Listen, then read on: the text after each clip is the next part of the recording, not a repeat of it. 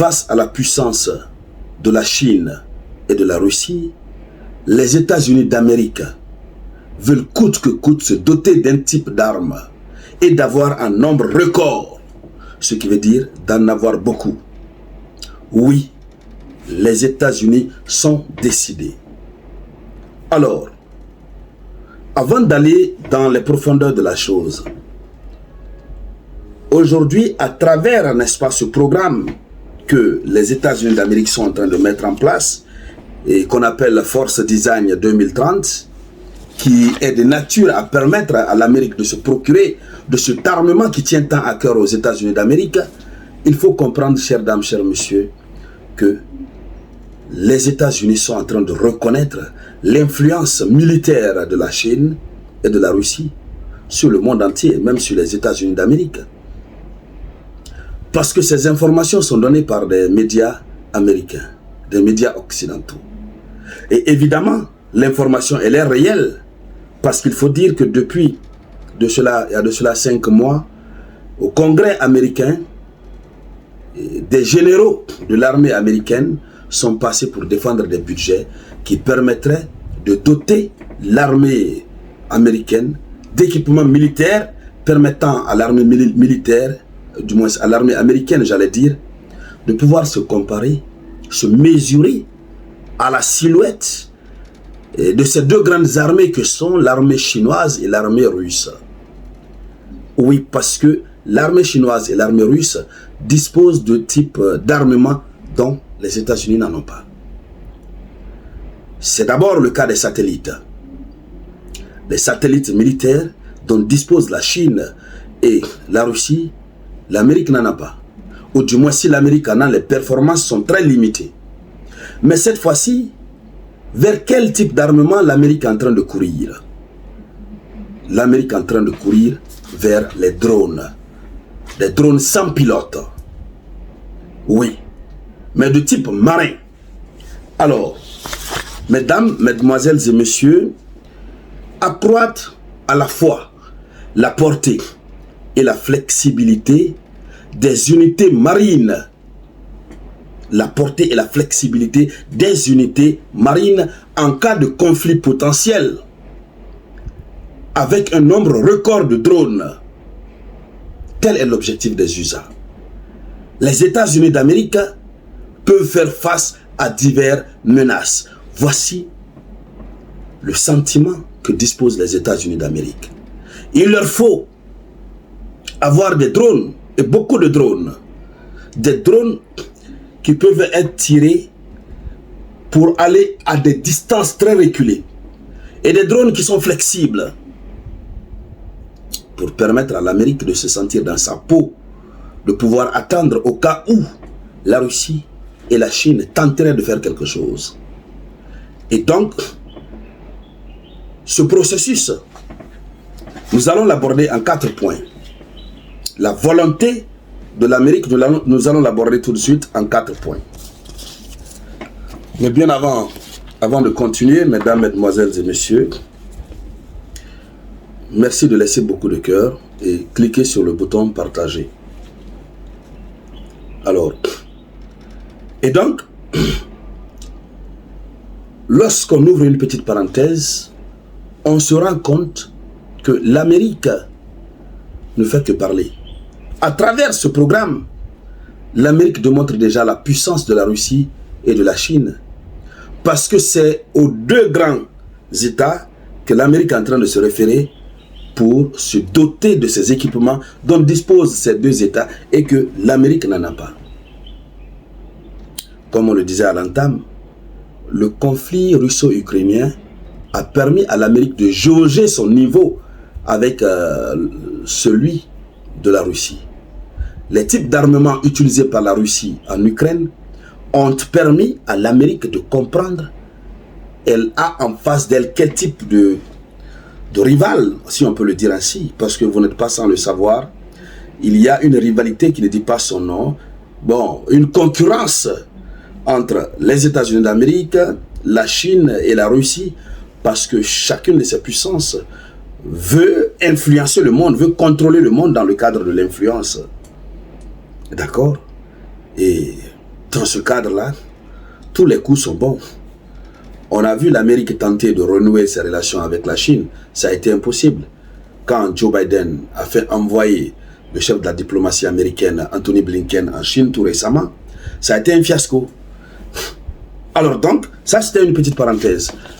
Allons-y sur les 4 points par lesquels nous allons aborder cette volonté de l'Amérique de vouloir se doter d'armements qu'elle n'en dispose pas. Et encore une fois, c'est au compte d'un programme jusqu'à 2030. Nous sommes en 2023, donc pour 7 ans. Il faut rappeler que le budget qui a été demandé pour l'armée s'étale sur une période de 7 ans, si je ne fais pas erreur. Une loi, ils avaient demandé qu'une loi de programme soit votée. Et les lois de programme s'étalent sur plusieurs années. Le premier point, l'Amérique veut se doter de drones sans pilote. Vous savez que la Russie en a beaucoup. Et c'est ce que la Russie utilise en Ukraine. Le drone est sans pilote. Si vous voulez, faites voilà, tout ce que vous voulez du drone.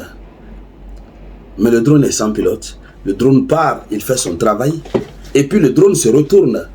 On vous dit drone, c'est comme, pour ceux qui ne connaissent pas, permettez, beaucoup connaissent, mais déjà, quelqu'un est assis comme ça chez lui à la maison, il a l'appareil en main, il manipule, et le truc, comme un jeu d'enfant, avec ses hélices, il va faire la mission pour laquelle il a été envoyé, et puis il se retourne. J'ai pris le soin de mettre l'image d'un drone ici, que vous pouvez voir. Donc c'est tellement facile à utiliser, c'est tellement doux, il y a moins de risques. Le seul risque qui est là et qui est très élevé, c'est la perte peut-être du matériel. Si les ennemis parvenaient voilà, je ne veux pas dire le mot au fait. Facebook fait en sorte qu'on a des difficultés de parler actuellement. Si l'ennemi voit le drone et puis voilà là-dessus, et le seul risque c'est que la partie à laquelle appartient le drone va perdre le drone, c'est tout, c'est ça seulement le risque. Sinon le reste, les drones ont plusieurs rôles à jouer. D'abord, les missions de reconnaissance, partir sur des lieux, procéder à des reconnaissances, préparer le terrain. Et les drones sont toujours équipés de caméras qui procèdent au filmage et puis qui envoient les informations. Et même en matière de collecte d'informations, hormis les caméras, les drones sont équipés de tout ça. Deuxièmement, des drones et missiles de longue portée. L'Amérique veut se doter des drones et missiles de longue portée. Et parce que, évidemment, ce qu'eux ils font en mer méridionale de Chine, au cas où ils seraient obligés de passer à une action offensive ou défensive même, ils ne pourront pas, parce que la plupart des drones dont ils disposent, même les missiles, sont de courte portée. Tandis que la Russie dispose des missiles de très longue portée et aussi et surtout des missiles, comment on va dire ça, intercontinentaux. Des missiles qui, lorsqu'ils sont lancés à partir de Moscou, il faut juste 10 minutes pour que ça arrive à Paris. Il faut juste 30 minutes pour que ça atterrisse aux États-Unis d'Amérique. Mais l'Amérique n'en a pas. C'est pourquoi l'Amérique veut se doter de tout ça. Et mais notamment des drones qui peuvent être utilisés dans le cadre maritime. Parce que ce sont les unités maritimes qu'ils veulent équiper. Alors, l'objectif est clair. L'objectif des Américains est très clair. C'est l'intégration des drones kamikazes dans le cadre du programme de modernisation Force Design 2023. Vous savez que l'Amérique a un programme de modernisation de son armée. Je vous en ai parlé tout à l'heure, même si je n'ai pas prononcé le mot modernisation.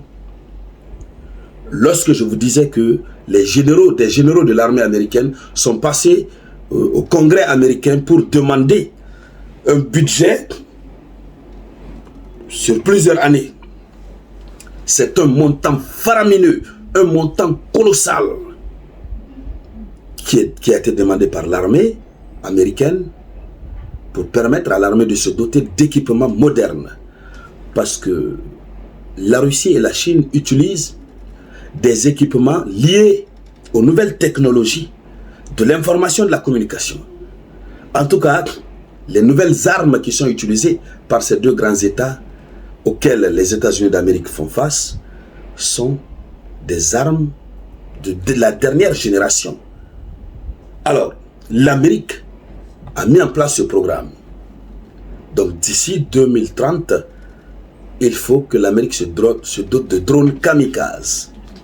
Troisième point, se doter des drones, des types de drones qui peuvent être lancés depuis des navires de surface ou des sous-marins sans équipage. D'abord, pour parler de sous-marins sans équipage, il faut déjà être en mesure de se doter de sous-marins sans équipage qui permettront de lancer ces drones à partir de la mer, soit à la surface ou dans l'eau. Des drones qui peuvent être lancés à partir du sous-marin. Voici des éléments dont disposent la Russie et la Chine, mais dont l'Amérique n'en dispose pas. Et l'Amérique estime alors que pour permettre à ce qu'il soit au niveau de ces deux puissances, il faudrait se doter de ce type d'armes. Alors, le dernier point, qui est en corrélation avec les points qu'on a déjà vus, c'est la question des drones kamikazes équipés de caméras.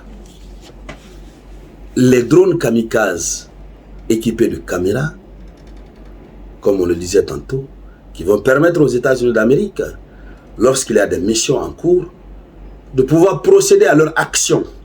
C'est pourquoi la mission a été dédiée, mais ensuite de pouvoir procéder à des filmages et procéder à des missions de reconnaissance. Voici ce que l'Amérique est en train de préparer. Arrivé à ce niveau, est-ce qu'on va dire que l'Amérique se sent toujours forte et puissante? La réponse est non. Parce que la puissance militaire se compare par rapport à l'équipement militaire dont on dispose. D'abord, on a le personnel, la formation dont disposent ces militaires, et on a aussi et surtout les équipements militaires. Si il y a une différence colossale entre les types d'équipements militaires que l'Amérique dispose et par rapport à ses concurrents, si ces concurrents, les concurrents dépassent l'Amérique, mais il y va de soi que l'Amérique puisse reconnaître que sa puissance affaiblit. Et c'est même la raison pour laquelle, au compte de ce programme Force Design 2030, l'Amérique se bat pour remonter en puissance auprès des autres. Mais d'ici 2030, est-ce que la Russie serait en train de dormir? Est-ce que la Chine serait en train de dormir? Non. D'ici que l'Amérique n'arrive au niveau où la Russie et la Chine sont aujourd'hui, la Russie et la Chine auraient dépassé ce cap. Parce que le conflit russo-ukrainien est en train de permettre à la Russie de découvrir ses faiblesses aussi en termes d'armement, parce qu'eux, ils sont sur le terrain. Et ces faiblesses sont notées par les chercheurs russes avec les chercheurs des pays alliés. Et ces faiblesses, comment les corriger?